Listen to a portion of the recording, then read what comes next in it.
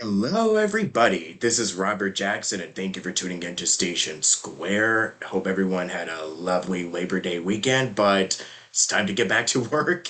And yeah, I know it's mood, but anyways, kind of feels like a Monday, even though it's Wednesday. But regardless, hope everybody had a great time, had a good weekend. And for anybody who went to Anime Impulse this past weekend, I hope everybody had an amazing time. It was really nice for me to just, unwind and just get immersed into the whole, I guess, convention atmosphere, so to speak, and getting to meet all of these wonderful guests, which I still have to post pictures on my Twitter and socials. So, yeah, got to get back into it, but just, schedule. But regardless, just have to adjust, everything and getting myself back into the groove as I was just discussing, like before we started recording. But you don't want to hear me ramble. You just want to get to the fun stuff. So we have Jessica Osborne in the corner, and we're just gonna be chatting about stuff. Can't you tell I was not prepared for It's all good. We can Yeah. just chat and hang out, right? Totally, yeah, but I guess Yeah, first things first, like, how's it been? Like, you could just discuss how this year has been going for you and just sure. talk about stuff that recently just came out that people should check out. That is not Sure. under those NDAs. Yeah. The sad fact is a good number of my stuff is still currently under NDA as far as everything I've been working on. The most recent announcement was some NPC stuff in Fontaine and Genshin Impact, which is exciting and fun because I've been We playing all that love game since Genshin. launch. So Nice. it was a good time and fun to be a part of that. What else? I don't know. I did some Hearthstone stuff last year, which was a good time. Being an old WoW player, got to like dust off my weird voices for all the Azeroth critters. Um, yeah, been doing lots of stuff and none of it I can talk about. For sure, Regrettably. that's the life of a voiceover That is the artist. life, especially when you're in video games. Oh my, don't even get me started. Oh my goodness. Like for me personally, I have been working on a couple and I'm not even Mhm. sure if I can even talk about them because I don't even Mm. know if they're even out yet. So, Yep. just Yep. got to check in with clients and, Mhm. with your directors just to make sure, Yep. hey, do I have to go ahead to say Yeah. this? Yeah. And Yep. some stuff I've been working on for like months. So Mhm. it's, stuff Yep. takes time, Yep. definitely. Yeah. Genshin was But the exception because it was like, because the turnaround for that for a live service game is so fast, right? Because they're updating every few yeah. weeks. Oh my Um, God, yeah. it was like maybe the most recent thing I recorded, but it's the first thing I got to announce. Totally. Yeah, I do have questions about Genshin, but before I Mhm. do, like, I usually discuss like the beginning, Sure. whenever I have guests on, but where did this like whole VO thing, how did that come into play and How it all began. how it pretty much all began for you? Sure, my villain origin story. Exactly. Well, I was always into things like animation and games ever since I was a kid. I am ancient and grew up in a time before video games had voice acting. But then eventually they did, and I was always one of those people that kind of nerded out about voice actors and followed that stuff and loved the fact that that was a thing people did. Was too shy to join theater or do anything like that. Uh, Fast forward ahead many years later, when I am full on an adult in a completely different career, I'm playing Skyrim and I think it's pretty cool. And I find out people do mods for this game on the PC and add stuff and content. And then I find a mod that I like and realize that they've added characters and there's new voice acting. And I'm like, wait a minute, how'd that happen? I check out the author's blog and turns out he has casting calls. And I was like, I have a microphone. I can sound like an orc. So I auditioned, and then I was in that mod, and then I was all over that mod because he liked working with me. And then people heard me in that mod, and then I got asked to be in other ones and didn't actually like seek things out or audition. I just kind of kept getting people finding me out of the blue and asking me. Um, and then one of those eventually, one of the mod authors on Enderal, which is a full conversion Skyrim mod where they basically just used the engine and made a completely new game. I was in that. That was 2016 ish, somewhere in there, a while ago. Uh, One of the authors on that project ended up working for a game studio and contacted me a year or two later and asked if I wanted to audition for a role in it. And I was like, okay. And I got it. And lo and behold, my first professional game gig was Spellforce 3 as one of the party members, Iria. And then I didn't do VO for a couple of years because I didn't have a setup and figured I couldn't move to LA anyway. And then COVID happened and remote VO started happening. And I was like, well, sure, let's try. And then over the last couple of years, it's just been gaining more momentum over time. Oh, So, so it yeah, just literally snowballed from there. slow on and off persistence, but like never really giving Yeah, it up, despite occasionally pausing it. It's a slow growing career. absolutely. So, in regards to training, because you've worked with quite a few folks I recognize. Mhm. Okay, so I know specifically, like, there's two people that are often brought up in the interviews that I've done, like Crispin Freeman and Richard Horvitz. Mhm. Those are like kind of like the go-to Sure. folks when it comes to training. And I literally just did an interview with somebody, um, Mhm. which is going to be posted later today. And they've Nice. also trained with both Crispin and Richard Mhm. because it kind of all comes together because Crispin studied with Richard, and now Mhm. Yeah. most of the voice actors that I've interacted with have studied with Mhm. both of them. Mhm. So, and there's also other coaches that you've worked alongside Mhm. with too. Mhm. Um, so out of all of them, what did you really get the most out of? Mhm. What's the, I guess, teaching that you Mhm. really got the most and the advice that Sure. if you've worked with somebody, like what was something that really stuck with you? What was Sure. who would you say are really the people that helped you along the way, that helped you find, that Mhm. helped you grow as an actor, as a person? And what was the biggest, like, nugget of wisdom that Sure. they bestowed upon thee that you recall that kind of just Mhm. stuck with you to this very day?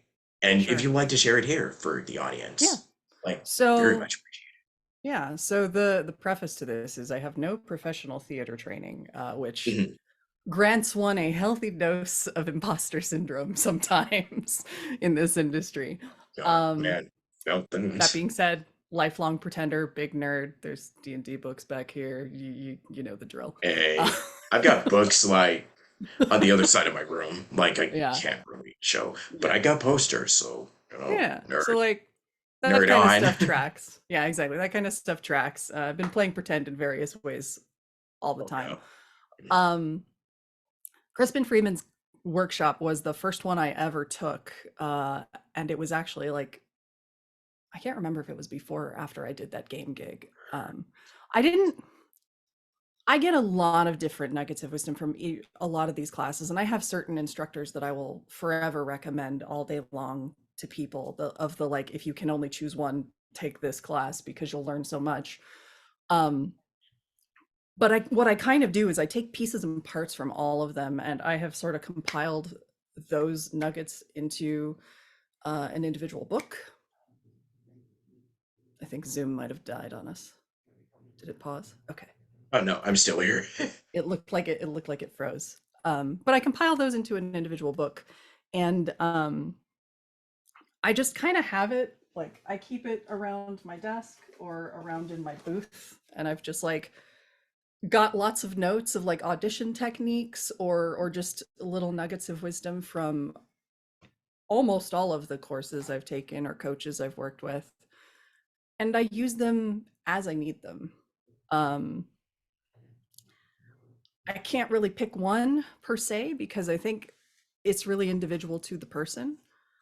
And it takes a little bit of time to kind of find what works best for you. So my biggest point of advice there is really like take take different classes with different people and find a couple of coaches that you resonate with and work with different ones because you're also good. Like I work with different coaches depending on my needs. Like I'm not going to go to the same coach for commercial work as I'm going to go for video game work or career management or any of those things. I see different people for different needs because everybody has different expertise. Yeah, um totally. but like as far as I can't say I've ever had a bad experience, so it's always worth to just, you know, if someone is offering coaching and you see people recommending them, it's probably worth giving it a shot. And classes are so readily available now that it's there's almost too many. I've gotten to the point where I have to be like, no, I can't take that one too, I need time. Yeah, it's just it's nuts. Mhm. I was also gonna say that I have the voiceover voice actor book by Yuri Mhm. Lowenthal and Tara Platt. That's a great start. Like Yeah, if you're trying to jump in fresh and you need to know what the industry is a little bit like, that's a good read. yeah, and it also got like the voice lessons that Rob Paulson did. Mhm. Um, for anybody who doesn't know, he's Yakko, Pinky, Carl, and the Ninja Raphael Turtles, in the and old Ninja Turtles. Yeah. yeah, he's been around for since the 80s, I believe. So I think he's like legend status at this point. pretty much, yeah. It's like Rob Paulson, and it's like, oh, he's da da da da da da da da, and then Yeah. Yeah. But I have those books, and well, for the voiceover voice actor, it kind of focuses more on like the industry, like the business Mhm. aspect, and also like techniques of what to do. But Yes. I think the voice lessons just kind of really highlights Rob's career, and it also Mhm. goes into some advice on getting into it, like Mhm. what to do during a dry spell, do a Mhm. podcast, which is what Yep. I'm doing right now. So Yep. I definitely think both of those books I highly recommended. I've been referred to the audiobook for the voice. I mean, he Mhm. also does a podcast, Talking Tunes, highly recommended. Mhm. Yeah, Speaking it's a of fun one. Crispin, there's also, voiceover mastery. Yeah. Voice acting And mastery, which is often where I point people first when they're yeah. asking me like, how do I get into it? I'm like, well, buckle up. It's a long So ride. Dave Bradley Start Baker's here. website. Yeah. Start Yes. here. And also I want to be a voice actor.com. So Yep. Yep. there's your fix. So Yep. I guess moving alongside from, I guess jumping over to the Mhm. roles that you've done, Mhm. because I know you're in Genshin, which is kind Mhm. of definitely pretty hot right now, Mhm. definitely. And also Fire Emblem. I think those are like kind of like the big two. I mean, there's also like Among Us or Animal Crossing or whichever games that kind of really picked up steam over the course of the pandemic. Um, Mhm. but specifically for Genshin, um, Mhm. I know I recently, like I said, just went to Impulse and they had a lot of Genshin actors there. Sure. So for Genshin Impact, was it kind of like, oh, okay, I guess it was just like another audition, and then you got to record the game, and now it's kind Mhm. of like, wow, holy moly. You just wasn't really expecting like Mhm. how big that the game would actually get. And Mhm. it also spawned a very large fandom community. So, Mhm. and you could just also talk about your experience being a part of, you know, being in the Genshin family and, Mhm. talking about I guess, the Genshin community, so to speak. Mhm. Sure. So, your Genshin Um, experience, sure. Well, TLDR. I hate to be a disappointment, but it wasn't. I didn't get this one through an audition. I got some NPCs via AutoCast because Okay. I know because I have forged a relationship with Brooke over time, slowly as a coach. Okay. um, so. I it took time, and he reached out to me and said, "Hey, I've got some for you. Do you want to do these?" And I said, "Yes, of course, absolutely." Uh, and then scheduled it and booked it and recorded. Outside of that, uh, I have NPCs, so I don't have playable characters at this point. That is the long term goal, right? But it was a great time. I had a couple of the characters you find around town in Fontaine that just have some stuff to say, some things in some of the Archon quest, and one of the major NPCs in one of the character quests that came out with the latest update. So I can't say a whole lot about that character, even though I love her, Totally. because if I did, it would be a colossal spoiler. Yeah. I mean, that's totally fair, man. You just want to keep it, you just don't want to spoil the surprise. I totally get Yeah. that. Yeah, I don't want folks Yeah, to yeah, I don't want folks to be surprised. I'd like them to meet Gemma for themselves, and decide how they feel about her. yeah. I used to like recording for Hearthstone as three Um, different or more characters, really. yeah, there were 3. Okay, It was a relatively short session. okay. We hopped on, they gave me the art, that would go with the card, so I was able to see what the characters would look like, which kind of helped inform the voices. Like, I had, the Muck Plumber, which was a little gnome. I had, the Suspicious Alchemist was, I can't remember what they're called, but they're like the legally distinct vampires in Azeroth. Uh, I don't remember what the race is called, but and then a ghost. So they gave me the artwork for those. They played me a sound clip of what like the WoW gnomes sound like, so that I could, you know, roughly understand the voice placement because they're little. They need to sound kind of high pitched. And we did a couple runs to just like sort of find the character voices. And then once we decided, we liked those, me, the director, and the writer, we just recorded the lines, boom, boom, boom, one after the other. They picked their takes, and off we went.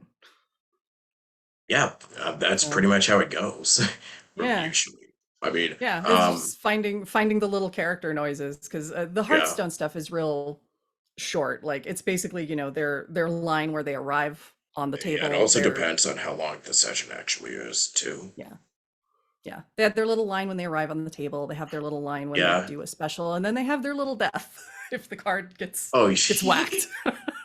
yeah. Um, do you often go back and listen to your work? I don't think it's a question that I usually ask Hmm, often. sure. Um, every now and then. It kind of depends. If it's a medium that I am familiar with or interested in, I'm inevitably gonna find it or play it or whatever. Um, and I'll go review some stuff, for the sake of putting it into visual reels. But other than that, um, it I don't avoid listening to my own work. Let's put it that way. Okay. So it does.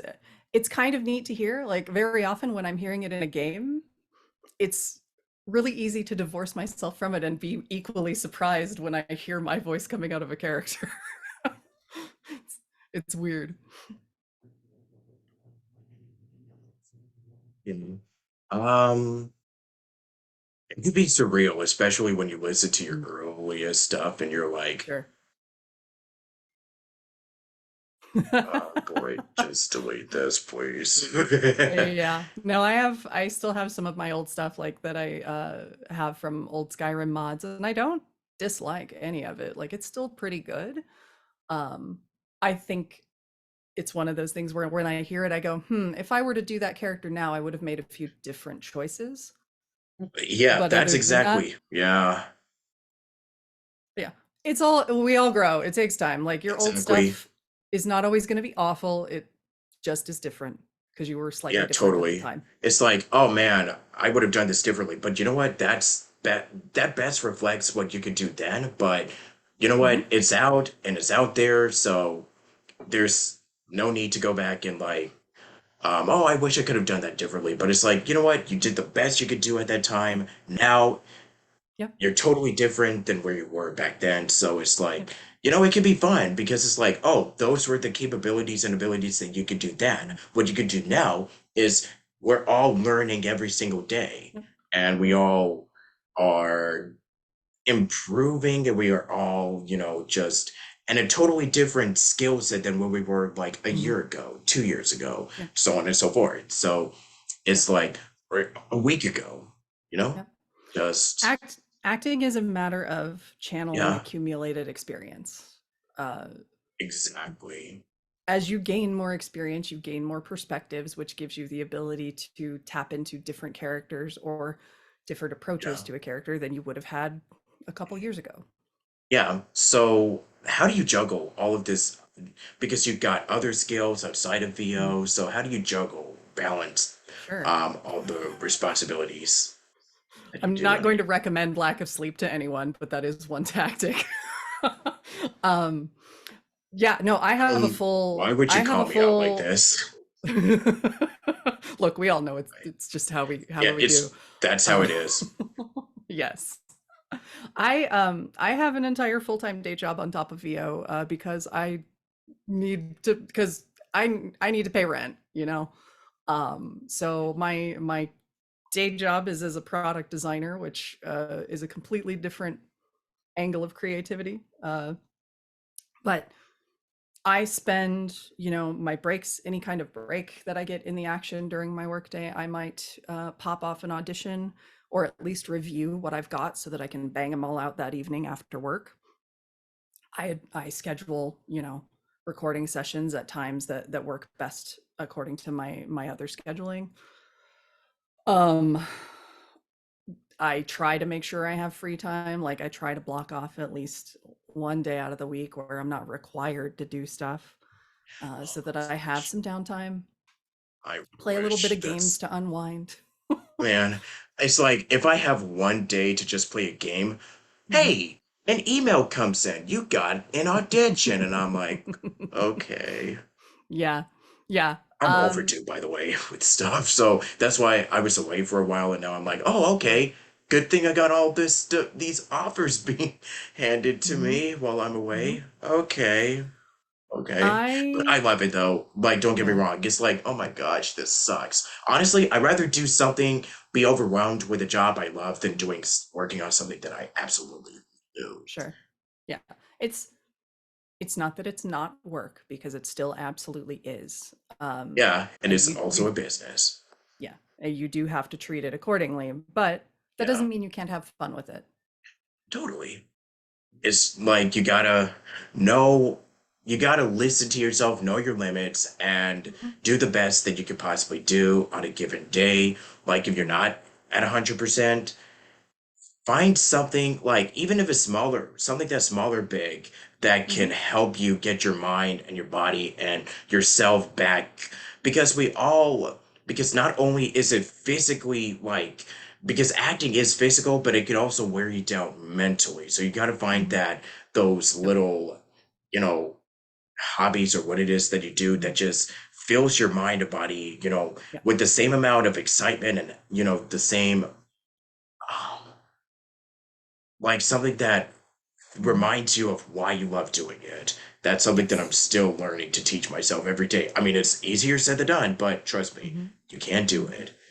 Yep. Yeah, It's this is a very rough industry in the sense it that like a is. lot of the actual work really boils down to, throwing your Yeah, best auditioning, intentions. marketing, Yep. yeah. Throwing your best at Get a an good name out audition, trying to forge your connections, like real ones, not networking in the icky way that people tend to think about there. it, but like Totally. Hmm. forging relationships. Um, and very often the response to putting in all of that work and like heart is often silence for a really long time, and you don't know if it's reaching anywhere and you don't know what's happening. And then eventually, if you keep at it long enough, somebody has heard, somebody reaches out, you start to see things. This is what I mean when I say like this is a very slow growing career. I am only seeing seeds start to come up from things that I planted last year, or people that I reached out to last year or even years ago, stuff is kind of coming back. And that's just kind of, that can be really hard for people to deal with when we're like kind of geared for much more instant gratification in the world we live in now. um, it can be really easy to feel like your efforts are not bearing fruit, but you have to be very patient. It's the only way to maintain any kind of sanity. Oh yeah, definitely. And thank you so much for sharing. I think Hmm. that's definitely something that we can definitely use, especially during these times, which I know we're kind of I don't even know if we're kind of out of the woods with this, hoo-ha that's been going on for like the last 3 years. But if it taught me anything, it's like, never take life for never take it for granted, and Hmm. at least we're still here. That's all I can Hmm. say. Yeah, Yeah. So, what if these last 3 years really taught you as far as like, everything, just in general with sure. life? Yeah. Sure. With the last 3 years, are we talking the pandemic? Or are we talking I mean, just in work general, or like VO shenanigans? specifically, yeah, specifically pandemic, also VO shenanigans. Mm. Um, I was very fortunate that none of the worst of the pandemic hit me very close to home until literally recently when I got COVID during a trip. But it was mild. I was okay. Ah, Do yikes. do recommend masking everywhere if you Exactly. can. I got it Um, last year. It yeah, sucked. yeah. It was not great. But got through it. Um, I mean, I I like to think that most people have some modicum of empathy, and I certainly try to have that as a person at all times. Uh, Having patience for what other people might be going through, or having patience for what is, you know, what is happening. Like it's not all, you always have to remember it's not all about you. That is a thing that I try to instill in folks that I work with, students that I've worked with for design, because I do teach some of that on the side, on top of literally everything else I do. Uh, but yeah, just having patience with others and with yourself. Probably most of all with yourself, because we're always our own worst critics a lot of the time. Bingo. Yep. So it's so much nicer when you just give yourself some grace. Yeah. Um, I mean, I could go over some other stuff like, home Mm, studio, mm, agents, pretty much the sure. typical, I guess, Yeah. voiceover hustles. I mean, that is different for everybody. Which is a thing that you're going to hear in every, like everybody hears in every interview, and it probably starts to sound really I know it's, trite, but it yeah, is also very true. um the agent hustle, the best I can say is definitely don't try to do that until you're ready. And by ready, like, have a good demo, and not a demo that you think is good, a demo that you've had a trusted ear say is good. um do workshops. That's one of the best ways to network. Like, um getting in front of these folks and showing them what you can do and learning from them is always worth doing. Like, don't go in expecting anything out of it other than to learn, but you never know what may happen. Um, yeah. If I mean, remote VO is kind of starting to wane a little bit, I think, unfortunately. Mhm. Oh, oh yeah, don't get, yeah, that's a uh, whole separate podcast on its own. Yeah, yes, that discussion. Yeah. it's drying up a little from what it was for a while, Yeah, but it doesn't mean that's a it's good way of putting impossible. it. Exactly. Yeah. There are So still opportunities. yeah. A lot of the stuff I've done, including all the stuff that I can't announce, has all been done from my home studio. Um, but they're going to expect a certain level of quality out of that. Like you have to have a solidly isolated space with a decent microphone. You have to know, you have to have good command of your equipment. Like, so you do kind of have to be your own engineer on some levels. So learning that is a vital skill if you choose to be a remote voice actor, I would say, because it's only going to increase your chances.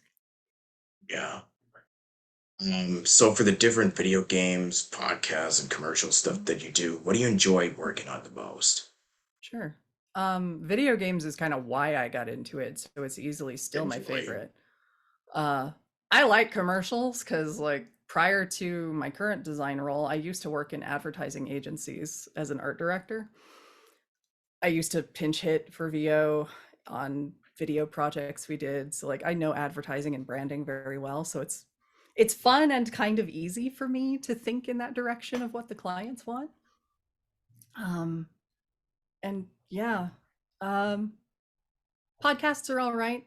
Most of the ones I have been on have a tendency to go unfinished because they were just smaller projects, but uh it's hard to start up a podcast. Like there's a ton of them out there, but it's not easy to keep them going. Yeah.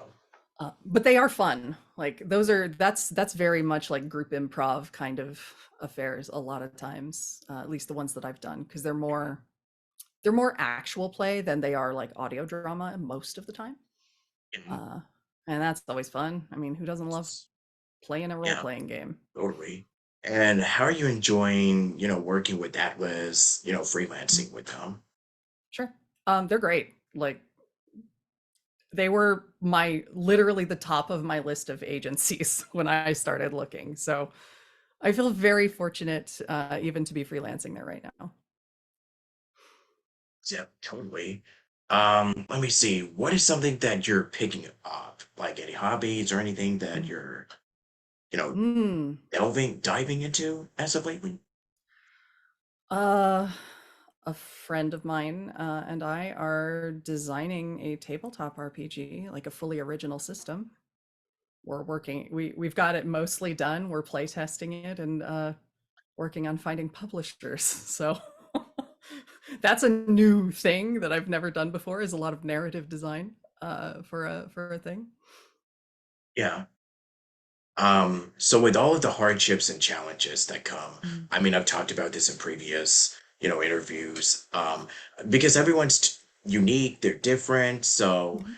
I guess it just makes all of this just because we love doing it. I know it's not easy, but at the end of the day, it just makes all the hard work just completely worth it. Mhm. Yep. Yeah. So for you specifically, um, so where do you see the future in everything? Like, I know, Mm. because if I'm not mistaken, reading your bio, you're Mhm. non-binary. So where do you see the future for like voiceover talent? Because I know with resources like the Queer Vox list Mhm. by JP Carliak and other resources, where do you see everything moving forward when it comes to Mhm. non-binary folks that are working in the industry, more diversity, or what do you Mhm. see everything when it comes to, specifically for neurodivergence, Mhm. Sure. in the industry? Yeah.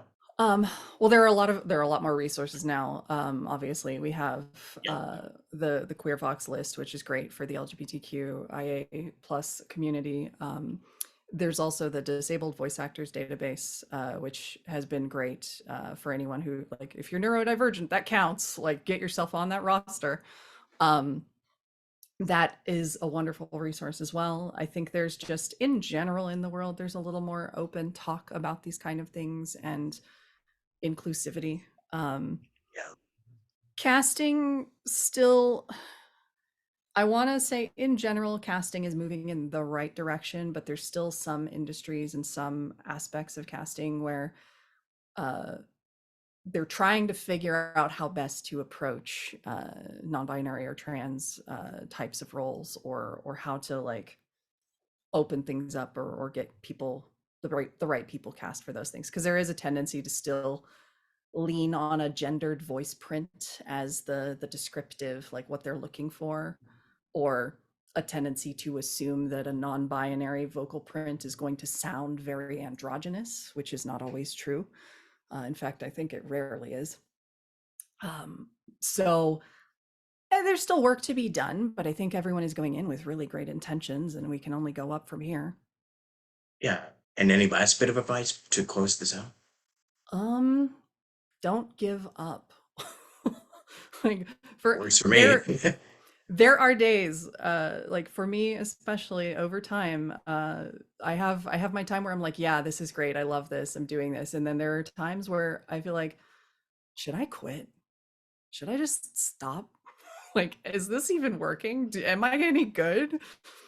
Yeah. We all have those thoughts all the time. Don't it's noise. Accept it, let it pass, and keep going. It Yeah. just takes time. What about your socials? People can check you out. uh Yeah, I'm Little Cup of Joe on Twitter, Twitch. I do stream Okay. at weird hours, but I stream. Um Pretty much everywhere, also on Instagram, Blue Sky and all those things. I am primarily active on Twitter until it dies. If it yeah, who knows. Otherwise after that I will probably migrate to Blue Sky. But yeah, I'm around. Yeah.